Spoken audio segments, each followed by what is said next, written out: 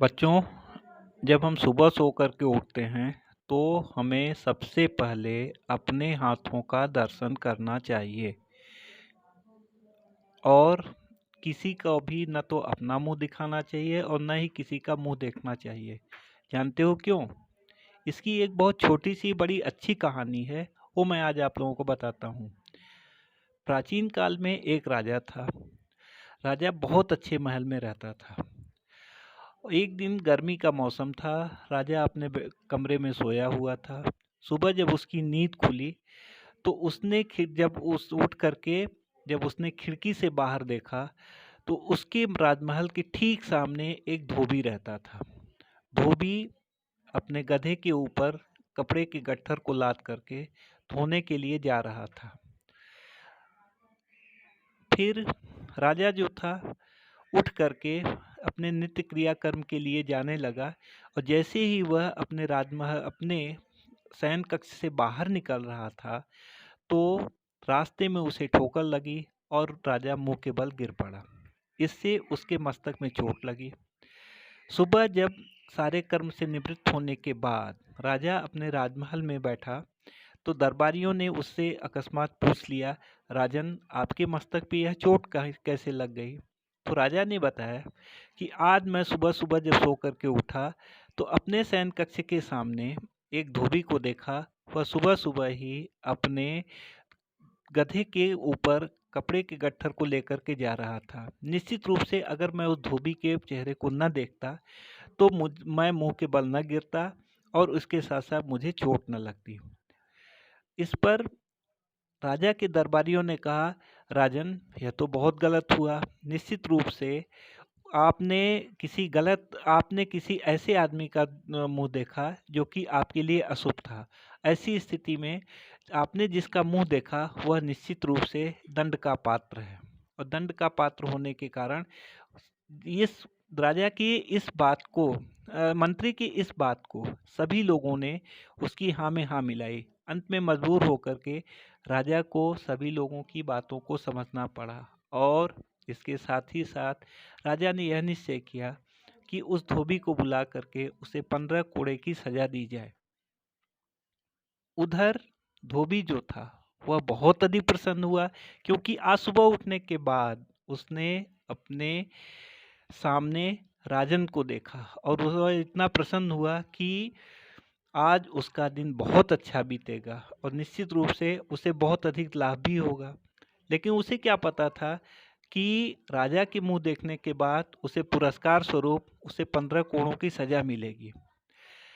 राजा के सैनिक धोबी को पकड़ लाए और पकड़ लाने के बाद उसके अपराध को पढ़ करके बताया गया और चूंकि राजा की आज्ञा थी और उसके साथ ही साथ उसने राजा की आज्ञा थी और इस कारण से उसे 15 कोड़ों की सजा दी गई।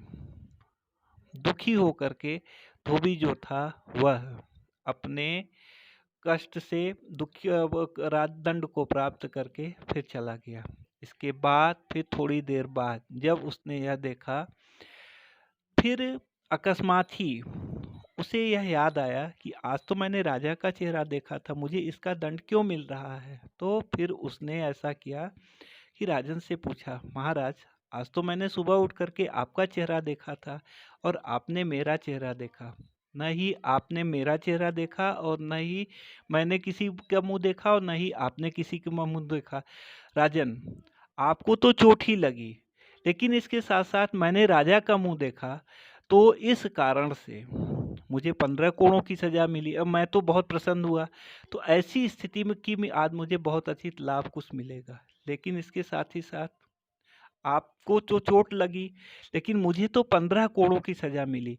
तो ऐसी स्थिति में किसका मुंह देखना किसके लिए अशुभ हुआ? मैं तो समझता हूँ कि आपकी चोट की अपेक्षा मुझे 15 कोड़ों की जो सजा मिली वह मेरे लिए बहुत ही कष्ट की बात है।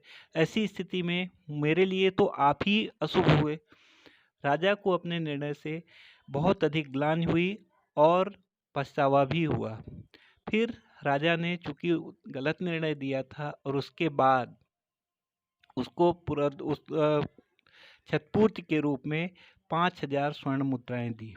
लेकिन इसके साथ ही साथ बच्चों इस कहानी से हमें यह प्रेरणा मिलती है कि सुबह उठ करके हम सबसे पहले किसी और का मुंह न देखें और न ही अपना मुंह दिखाएं। हमें केवल और केवल अपने दोनों हाथों का ही दर्शन करना चाहिए। सबसे पहले हम अपने इस हाथ को इस तरह से खोल लें।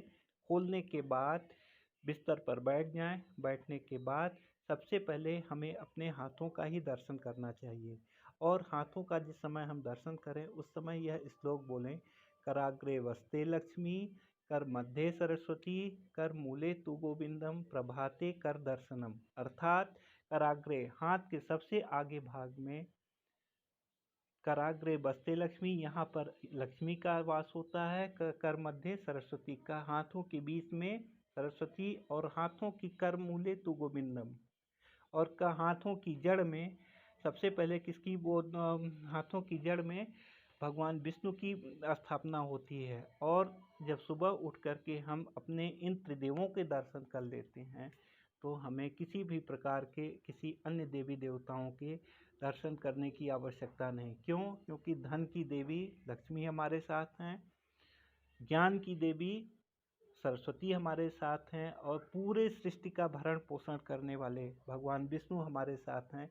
जब इन तीनों देवताओं का सुबह सुबह हमने स्मरण और दर्शन कर लिया तो हमें किस चीज़ की आवश्यकता।